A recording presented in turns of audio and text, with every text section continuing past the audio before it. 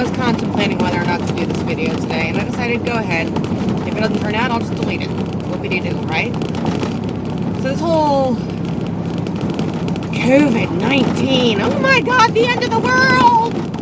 Yeah, whatever. Okay. So, let me show you, or explain to you just how worried I am about this. My next door neighbor, well, she's not literally next door, but she is across the alley from me. She's actually a caretaker for an elderly woman here in town who is related to a politician. And the politician isn't even allowed to come here anymore because Secret Service says we're too dangerous. Hold on. If we are too dangerous, then why is the elderly relative still living here? Come on now. Anyway, so my next door neighbor, she's one of the caretakers for that elderly woman, as I was mentioning. And she had to be 2 weeks government-ordered quarantine because she drove back from Colorado to get home and stopped off to get gas in this town and got some food while she was there. And there was a barricade. It took down her name, address, phone number, the works, right? No, she got, then the CDC called her after she got home, puts her on the government-ordered quarantine for 2 weeks. About a week into her quarantine, we hear ambulances and cops coming into our town, which is an unusual sound for us. We don't often hear that. So, of course, everyone pays attention. So I go out my back door, and there's Wendy standing in my yard. And so we start, talking, watching the traffic. And I was like, so when's your quarantine up? She goes, oh, I think it comes up on Friday. And she goes, maybe you shouldn't be so close to me. I was like, look at me. Do you see how concerned I am that you're standing in my yard? And we're talking. I don't care. It's baloney. She's not even sick. She wasn't sick. And then,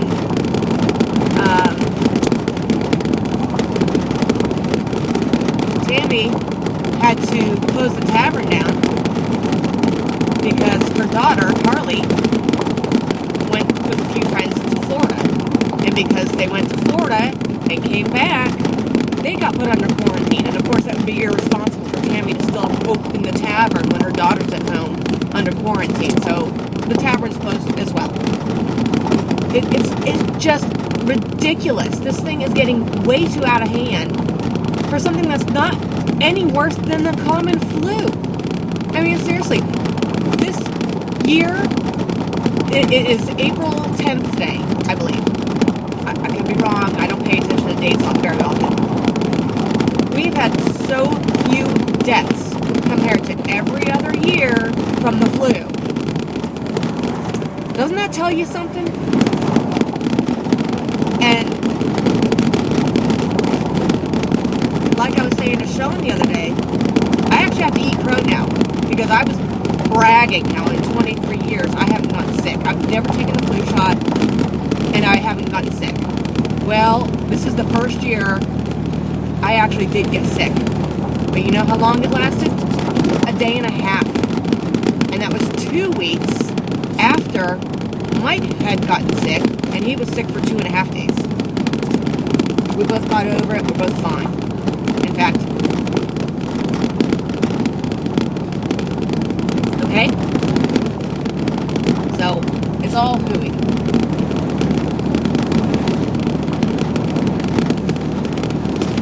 And now I'm seeing people left and right. In fact, I spoke to one of my good friends yesterday. Excuse me. They're stuck at home in North Carolina. And her little girl crawled up on her yesterday and starts crying. And she said, what's wrong, baby? I miss my church friends. And oh my gosh, bless her heart, that sweet little dear. And I don't blame her, because even now, and I'm sure you've seen some videos on Twitter, would you quit that? Some videos on Twitter where people aren't allowed to go to church now. If you go to church, you're getting fined. Here, nothing has changed. People still go out and still do their business. Heck, I was driving through town just a few minutes ago, my town, and I saw people outside barbecuing and having a good old time, hanging out together. Uh-oh.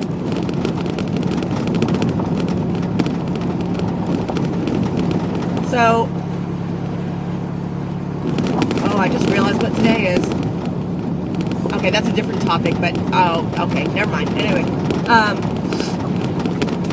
sorry, my nose is all stuffy.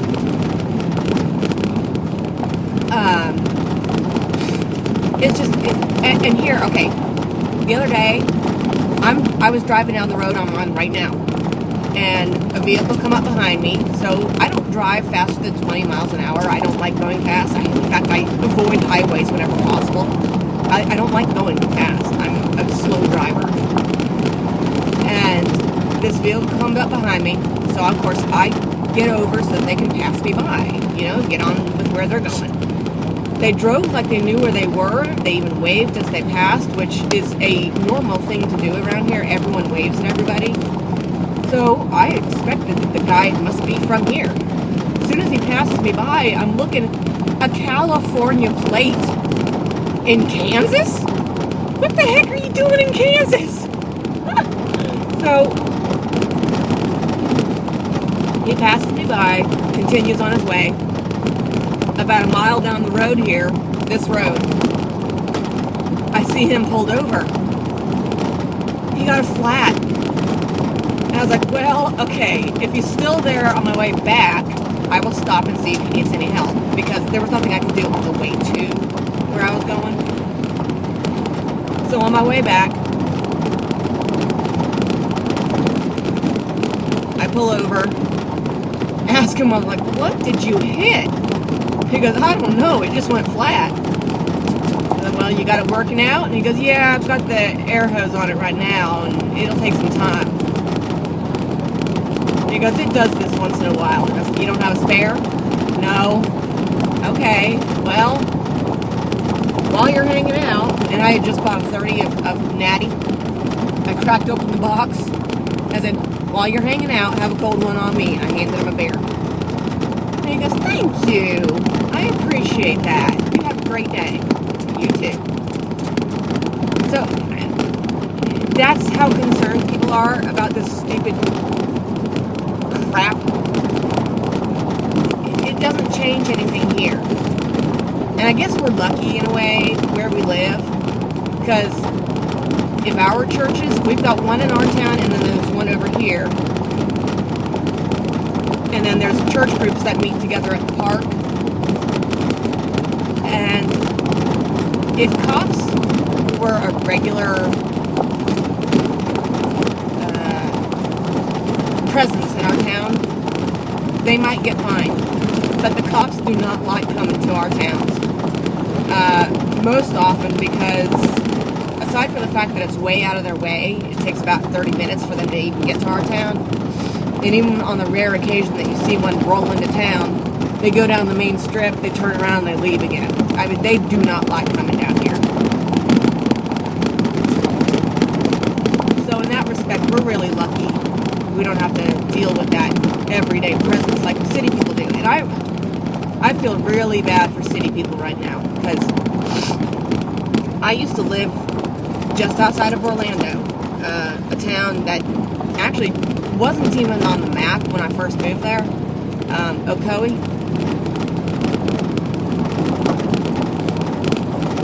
And now it is, because it's actually grown. Although it's dying again. Anyway,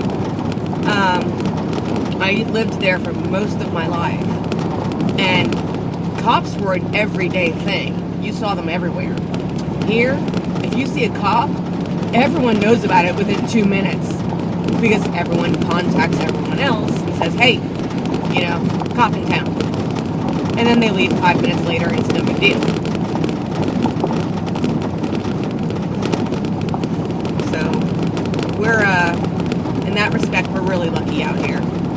And that's part of the reason I love living out here. It's so secluded, and we don't get affected by such silly, mundane things as the rest of you.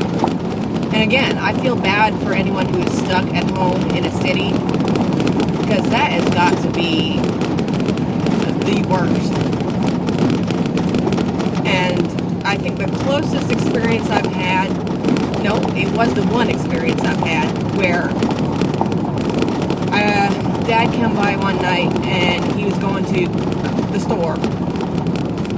So he asked if we needed anything, and I rarely go shopping, maybe every few months.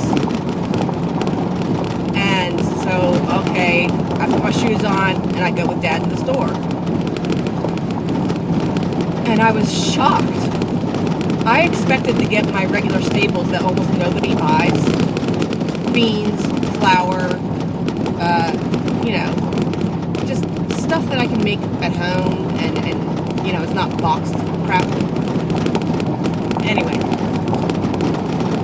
Nothing. Not one singular bag of dry beans. No rice. Not even oatmeal. No flour. I got the last 2 cans of black beans. I got the last can of canned chicken. A package of salami. 1 jar of pasta sauce. And there was no pasta. And I got a jar of mayonnaise so that, with the canned chicken, we can make a sandwich out of it using my skillet bread. And I think that was about it. I think I got a box of crackers. They only had a few left. But other than that, I spent $12 for almost nothing because there was nothing to buy.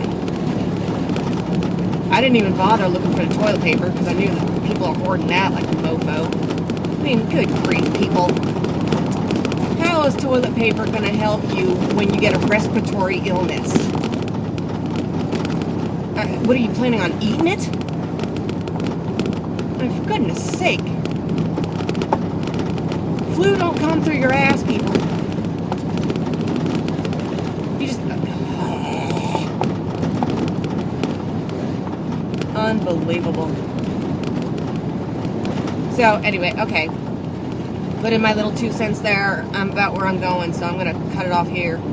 But, if you are stuck... Well, a lot of you that I know, you are actually stuck at home. So, and I realize it's got to be a pain in the butt because you're stuck inside all day long with people that you usually don't see 24/7. Even if you love your family, you're stuck at home with them, and that changes a bunch of your dynamic. So, I get it. So, get creative. Start a project. Maybe do a project together. Just whatever it is, keep yourselves occupied so that your time stuck together isn't so dreadful, and mind-numbing or aggravating. Start a project together, Maybe a puzzle just to start off with.